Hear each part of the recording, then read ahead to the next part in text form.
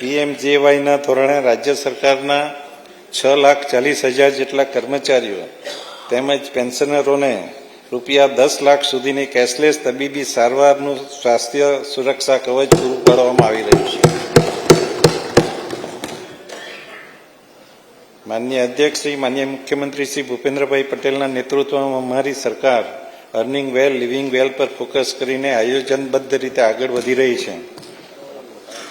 માનનીય વડાપ્રધાનશ્રીના દિશા દર્શનમાં અમારી સરકારનું સર્વગ્રાહી અને સર્વસમાવેશી અભિગમ અપનાવતું 5 સ્તંભ સામાજિક સુરક્ષા, માનવ સંસાધન વિકાસ, આંતર માળખાકીય સુવિધાઓ, આર્થિક પ્રવૃત્તિનો વિકાસ અને ગ્રીન ગ્રોથ પર આધારિત વર્ષ 2026-27નું 4,08,053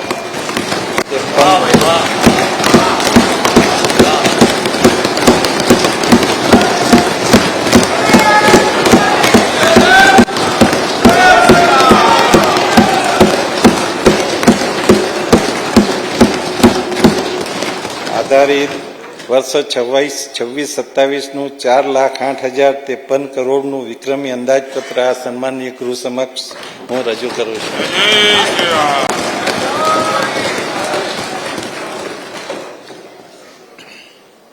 મારા નામે ઘણા બધા રેકોર્ડ થઈ જશે.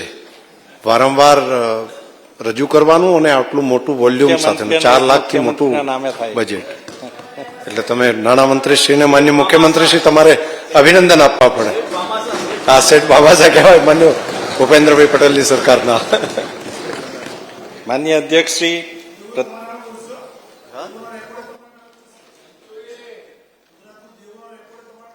એનો જવાબ આપું છું. તમે સાંભળજો પાછું બરાબર. ગુજરાતની અર્થવ્યવસ્થા સમગ્ર દેશમાં પહેલા નંબરે છે. First number.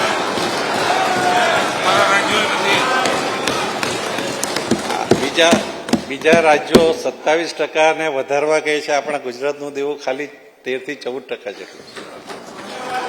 હમણાં માન્ય શૈલેષભાઈ તમે બેઠા બેઠા પેલું નહીં કરો. બસ પ્રથમ હા, એટલે હળવું થઈ ગયું હવે. પ્રથમ શ્રમ